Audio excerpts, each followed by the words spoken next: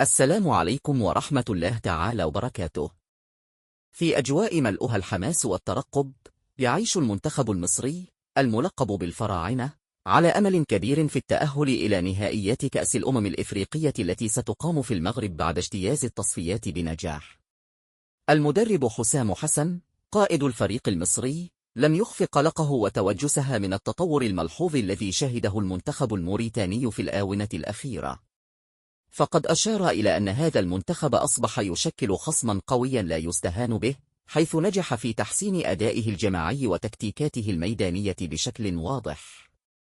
وخلال الشوط الأول من المباراة، أظهر المنتخب الموريتاني مستوى لافتا في الدفاع، حيث أقام اللاعبون سدا منيعا أمام الهجمات المتكررة التي شنها المهاجمون المصريون.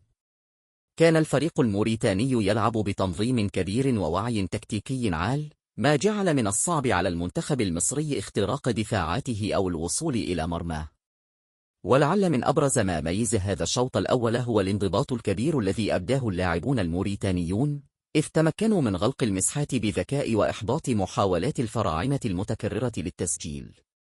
لقد نجح لاعبو موريتانيا في تنفيذ خطة محكمة تعتمد على الدفاع المتقدم والضغط على حامل الكرة، ما أسهم في الحد من خطورة الهجمات المصرية التي كانت ترتكز بشكل كبير على السرعة والمهارات الفردية. ورغم محاولات المنتخب المصري المستمرة للسيطرة على مجريات اللعب، إلا أن يقظة لاعبي موريتانيا وتنظيمهم الجيد حال دون تسجيل أي أهداف خلال الشوط الأول. يتضح من هذا الشوط أن المنتخب الموريتاني جاء إلى الملعب وهو يدرك جيدا ما يتعين عليه فعله، حيث استطاع تقديم أداء دفاعي مميز يعكس مدى التحضير الجيد والتطور الملحوظ في مستوى الفريق. مع انطلاق صافرة بداية الشوط الثاني، بدأت ملامح المباراة تتغير بشكل واضح. توالت الهجمات المصرية على المرمى الموريتاني بوتيرة متزايدة، حيث تكثف الضغط الهجومي، وازدادت حدة المحاولات من جانب الفريق المصري الذي بدا أكثر إصرارا على هز الشباك.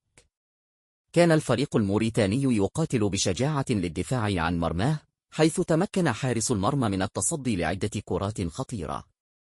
ومع ذلك، كان من الصعب إيقاف الهجمات المتكررة للمصريين، الذين واصلوا استغلال كل فرصة لتحقيق التقدم. في الدقيقة 70 تمكن محمد صلاح نجم ليفربول وقائد المنتخب المصري من تسجيل الهدف الأول بعد تلقيه تمريرة متقنة داخل منطقة الجزاء. لم يتردد صلاح في تسديد كرة قوية ودقيقة على يسار حارس المرمى الموريتاني لتسكن الشباك ويشتعل حماس الجماهير المصرية التي كانت تنتظر هذا الهدف بفارغ الصبر. واصل الفريق المصري الضغط بعد الهدف الأول، فلم يكتف بالتقدم بل سعى لتعزيز النتيجة.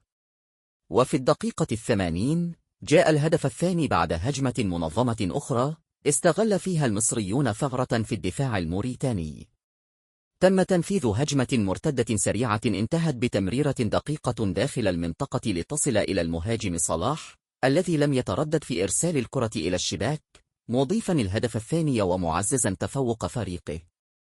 هذا التقدم بهدفين كان نتيجة منطقية للضغط المستمر والهجمات المكثفة التي شنها المصريون، بينما حاول الفريق الموريتاني الصمود أمام القوة الهجومية الكبيرة، إلا أن الكرات المرتدة كانت تتوالى بلا توقف على مرماهم.